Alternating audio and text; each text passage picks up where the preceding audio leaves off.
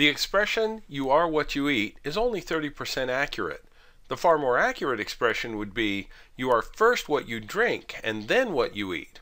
Our bodies have a recipe, a formula if you will. It's 70% water, slight variance around that range, and 30% what you eat.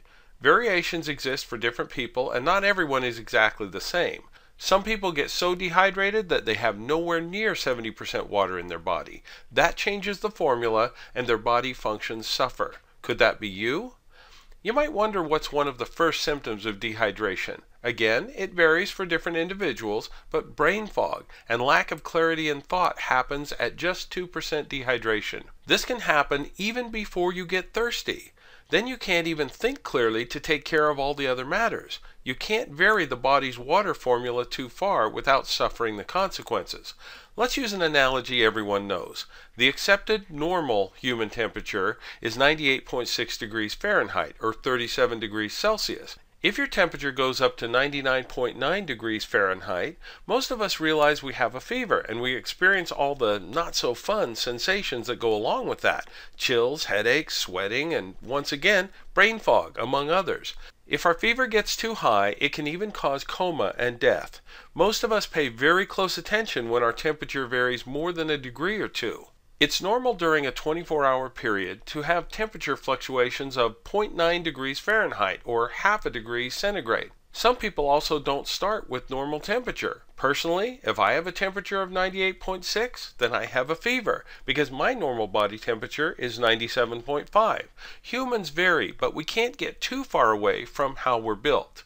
Back to the idea that you are first and foremost what you drink. We pay close attention to our body temperature because we all know the problems when it's not within normal range, especially if it suddenly spikes or plummets. So why do most of us not pay close attention to the 70% of who we are? Dehydration symptoms might be a bit more subtle, so they don't grab our attention the way a high fever does. A sudden spike or drop in temperature can kill you faster than you can get to the hospital. It's no different if you have a sudden drastic change in your body's water content. Change the formula too far and you get to reap the consequences, and most of them you don't want. So my message today is about proactivity. Don't wait for a dehydration crisis. Don't even wait until you're thirsty. Choose to drink plenty of good water every few hours like clockwork. Don't be fooled into thinking that you can get optimal amounts of water just from eating fruits and vegetables, which can be mostly water. Even worse, don't think you can get good hydration from drinking soft drinks, sports drinks, or even fruit juices. Sometimes you just need to swallow plain old water during the day. That's the minimum requirement to keep your body running well. But I'm here to tell you that you can optimize water even further. Over time, your body will prove to you that it mattered. That's what part of this blog is all about.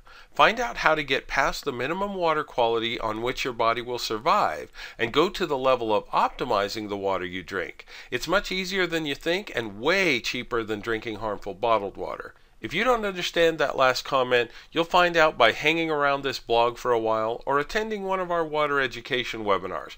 I'll drink to that. Optimize water, of course.